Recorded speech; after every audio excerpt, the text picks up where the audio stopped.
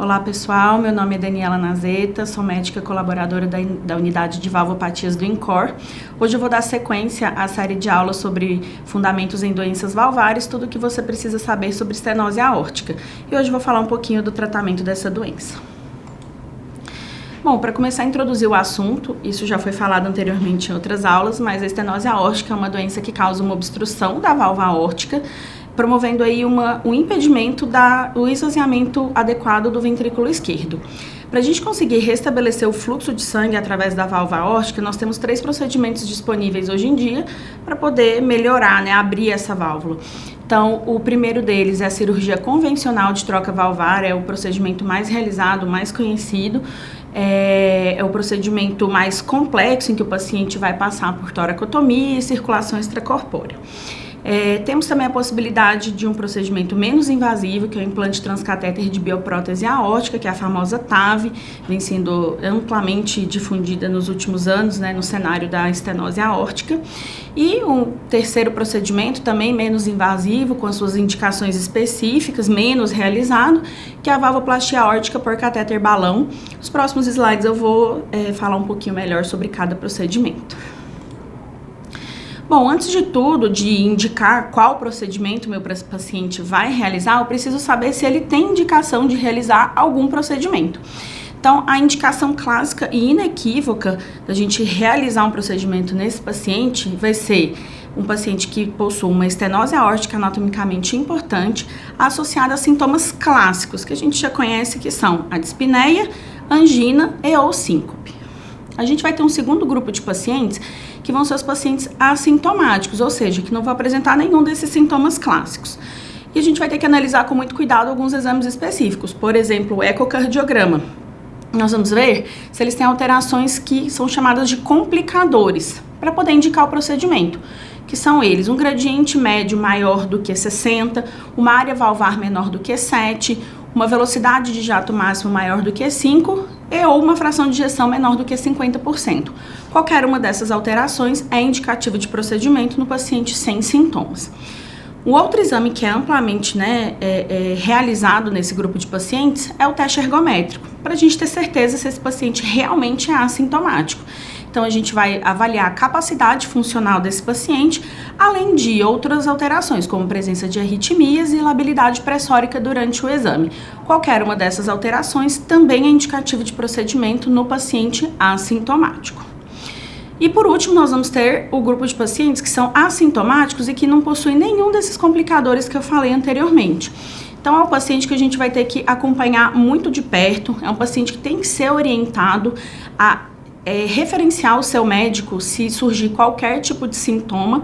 Ele precisa passar por um acompanhamento regular, pelo menos em 2 consultas ao ano, e realizar ecocardiograma também com uma frequência maior, para a gente tentar identificar essas alterações precocemente e não deixar que essa doença evolua. Bom, depois que eu indiquei um procedimento, eu vou escolher qual procedimento vai ser melhor para o meu paciente.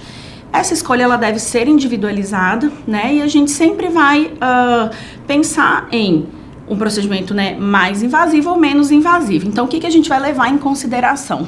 Principalmente a idade, Claro que pacientes mais idosos acabam tendo mais comorbidades, uma fragilidade maior, então a gente vai acabar tendendo a indicar um procedimento menos invasivo nesse grupo de pacientes, A gente precisa avaliar com muito cuidado a expectativa de vida, se esse paciente tem alguma condição ou alguma doença que vai abreviar a vida dele e, a gente vai pensar, será que eu estou indicando um procedimento fútil para ele? Então, a expectativa de vida é muito importante de ser avaliada. A anatomia desse paciente, eu vou pedir exames específicos para ver se ele se encaixa para procedimento como a TAV, também vou falar mais à frente sobre exames específicos para a TAV, e mesmo para cirurgia convencional, se esse paciente tem uma anatomia favorável para isso, e até mesmo para valvoplastia catéter balão também. E por último, o score de risco pré-operatório, obviamente, pacientes com risco pré-operatório maior, nós vamos tender a indicar um procedimento menos invasivo. Agora, falando mais sobre os procedimentos em si, então a cirurgia convencional de troca valvar, já é o procedimento mais realizado, E a primeira escolha sempre vai ser a primeira escolha em pacientes com menos de 70 anos, pacientes que possuem um baixo risco cardiovascular e que não possuem nenhuma contraindicação para a cirurgia. É uma recomendação 1A pela Diretriz Brasileira de Valvopatias, né? E a gente também pode pensar, né? Pode realizar esse procedimento em pacientes também com mais de 70 anos, que sejam igualmente de baixo risco e que não tenham nenhuma contraindicação, com a mesma classe de recomendação. Porém, quando esse paciente já tem um risco intermediário, essa classe de recomendação cai um pouco, né, para uma classe de recomendação 2A, nível de evidência A. Também a gente tem que pensar na disponibilidade da TAV. Apesar de ser um procedimento que está aí amplamente difundido, a gente sabe que muitas das vezes não é tão fácil realizar.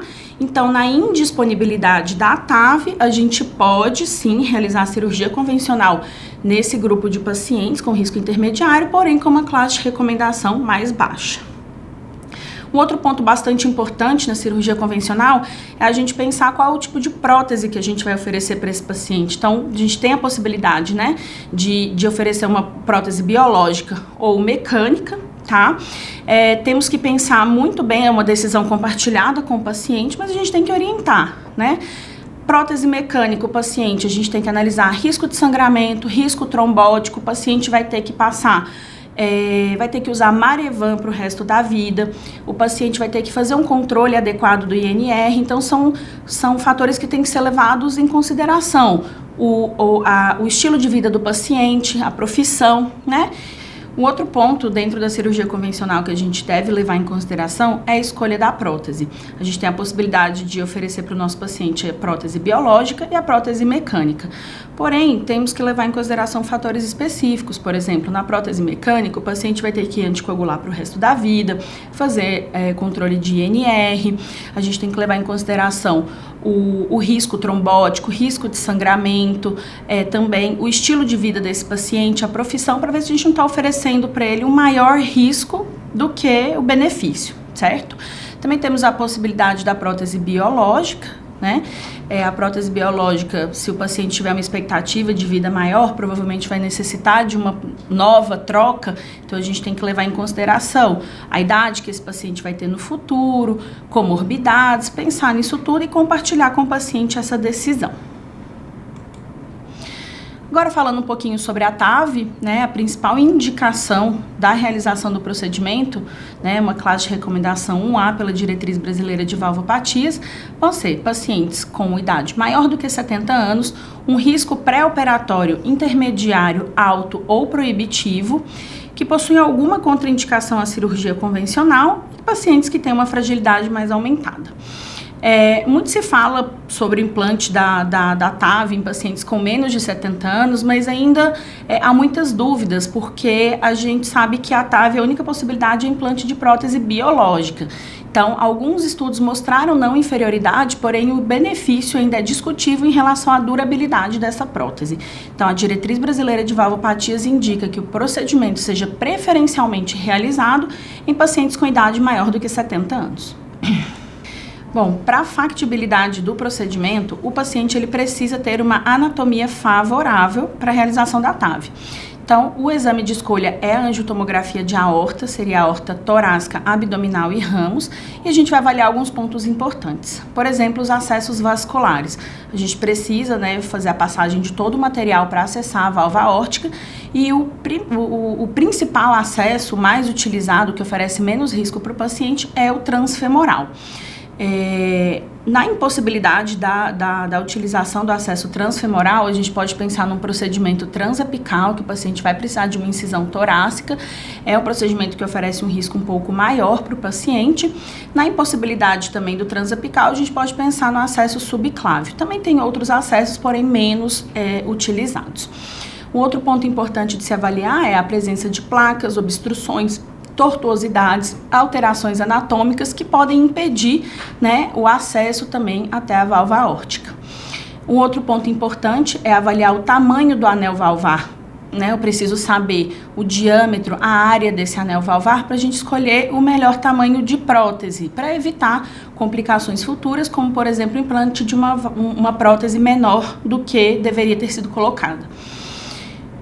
Mais um ponto importante de ser avaliado é a altura das coronárias. Nós sabemos que no momento em que há a abertura da prótese, o folheto da válvula nativa, ele pode obstruir o ósseo da coronária. Isso é uma complicação que ninguém quer ter. Então, a altura da coronária é muito importante de ser avaliada. E por último, né, o cálcio na via de saída do VE também é muito importante, tem uma complicação muito temida, que é a ruptura do anel aórtico. Então, a avaliação da quantidade de cálcio na via de saída do VE deve ser avaliada de forma bastante minuciosa. Bom, por último, a valvoplastia aórtica por catéter balão é um procedimento que vai promover uma abertura mecânica ali imediata da válvula aórtica. É um procedimento de curta durabilidade, não é considerado um procedimento definitivo. Então, quando que eu vou realizar? A gente vai realizar em pacientes que, por exemplo, vêm apresentando uma instabilidade hemodinâmica, principalmente devido, né, a complicações da estenose aórtica e que estão aguardando cirurgia ou TAV. E também para levar esse paciente para o procedimento numa melhor condição. Então, a gente pode lançar a mão desse procedimento para o paciente aguardar aí a cirurgia ou a TAV. Outra possibilidade também é em cuidados paliativos, para a gente poder aliviar o sintoma desse paciente, que às vezes não se encaixa nem para fazer cirurgia e nem TAV. Essa é uma imagem só para a gente ilustrar a valvoplastia aórtica por catéter balão. O paciente, a gente vai fazer um acesso femoral, vai passar um catéter que vai acessar o ventrículo esquerdo e através desse catéter vai ter a passagem de um balão que vai ser insuflado aqui a nível do anel valvar, a gente pode ver nesse estreitamento aqui, e vai promover essa abertura imediata dessa válvula, restabelecendo o fluxo através da válvula e melhorando os sintomas do paciente. Por último, e não menos importante, tratamento medicamentoso também é utilizado, né? Porém a gente sabe que não é um tratamento definitivo. O único tratamento definitivo que existe para tratamento da estenose aórtica é a cirurgia, é a troca, é a TAV, tá? Então, o tratamento medicamentoso ele é utilizado como alívio de sintomas, principalmente para diminuição da congestão. O principal medicamento utilizado é a furosemida, que é um diurético de alça, né, que vai diminuir essa congestão.